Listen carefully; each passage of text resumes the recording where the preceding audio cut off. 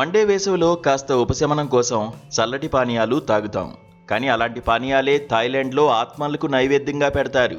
అక్కడ కనిపించే ఈ వింత దృశ్యం సందర్శకులను సంభ్రమాశ్చర్యాలకు గురిచేస్తుంది. సాధారణంగా దేవతలకు పూజలు చేసి ధూపదీపాలు, పూలు, పండ్లు సమర్పించడం చూస్తుంటాం. కొబ్బరికాయలు, నైవేద్యాలు పెడతారు. కానీ థాయి ప్రజలు మాత్రం దేవుళ్లతో పాటు ఆత్మలను కూడా పూజిస్తుంటారు. ఆత్మలను సంతృప్తిపరిస్తే దుష్టశక్తులు దూరమవుతాయని, అదృష్టం కలిసొస్తుందని నమ్ముతారు.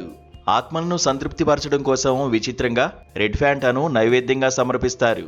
థాయిలాండ్లోని ఇళ్ళు, దుకాణ సముదాయాల దగ్గర, రోడ్ల పక్కన అందంగా అలంకరించిన మందిరాలు కనిపిస్తాయి.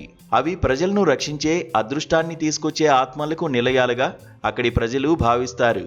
ఆ ఆత్మలను సంతోషంగా ఉంచడానికి ధూపదీపాలతో పాటు నైవేద్యంగా రెడ్ ఫ్యాంటాను ఇస్తారు. ఆత్మలు తాగేందుకు వీలుగా ఫ్యాంటా సీసాల్లో స్ట్రాలు కూడా వేస్తారు. బ్యాంకాక్లోని ఏ వీధిలో చూసినా ఇలాంటి స్పిరిట్ హౌస్లు కనిపిస్తాయి.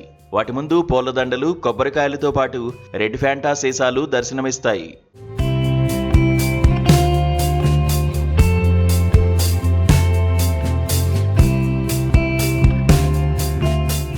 థాయిలాండ్లో 95% మంది బౌద్ధ మతాన్ని ఆచరించేవారే అయినప్పటికీ ప్రతి ఇంటి దగ్గర స్పిరిట్ హౌస్ కనిపిస్తుంది. అందులో ఆత్మలు ఉంటాయని నమ్ముతారు. అప్పుడప్పుడు ఆ ఆత్మలను చిన్న చిన్న బహుమతులతో శాంతింపజేస్తుంటారు.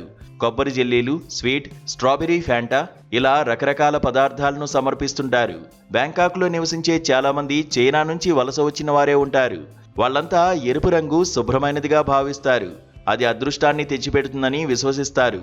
స్ట్రాబెర్రీ ఫ్యాంటా తీపిని, ఎరుపు రంగు సౌలభ్యాన్ని సూచిస్తుంది.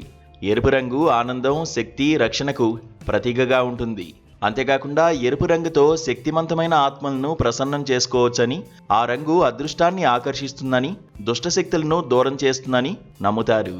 ఎరుపు రంగు ద్రవాన్ని ఆత్మలకు అందించడానికి ప్రధాన కారణం అదేనని అక్కడి స్థానికులు చెబుతారు.